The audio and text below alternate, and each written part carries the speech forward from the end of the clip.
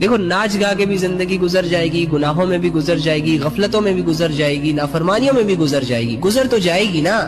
رکے گی تو نہیں۔ دنیاوی اعتبار سے فرعون بادشاہ تھا،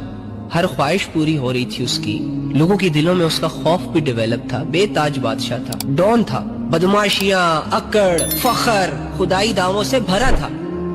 مرا نا، ختم ہوئی نا اس کی بادشاہت، ٹوٹی نا اس کی اکڑ، چھن گیا نا اس سے وہ سب کچھ جس کی وجہ سے وہ خدا کو نہیں مان رہا تھا، جس کی وجہ سے وہ غرور اور تکبر اور من مانی زندگی گزار رہا تھا۔ تو آج کل جو فرعون موجود ہے نا، انہوں نے بھی ہمیشہ نہیں رہنا، انہوں نے بھی جانا ہے، اور نیک لوگوں نے بھی مر جانا ہے۔ جو عبادت کر رہا ہے اسے بھی موت آنی ہے، جو اللہ کو راضی کرنے کے لیے ایفرٹ پٹ کر رہا ہے، گناہوں کو لات مار رہا ہے، بے حیائیوں سے منہ موڑ رہا ہے، لوگ عبادتوں کو مشکل مشکل کہہ رہے ہیں لیکن یہ کر رہا ہے، باوجود اس کے کہ مشکل ہے، باوجود اس کے کہ دل نہیں لگ رہا، اس کی ساری ایفرٹس بن دیکھے اپنے رب کے لیے، یہ بھی مرے گا۔ تو کیوں نہ ہم اپنے لیے ایک بہترین فیصلہ کریں، اپنے ان تمام گناہوں کو، ان خواہشوں کو اور ان محبتوں کو جو ہمیں اللہ سے دور لے کر جا رہی ہیں، ہمارا ٹائم ضائع کر رہی ہیں، ان کو چھوڑ دیں اور ان راستوں پر چلنا شروع کر دیں جس راستے کی منزل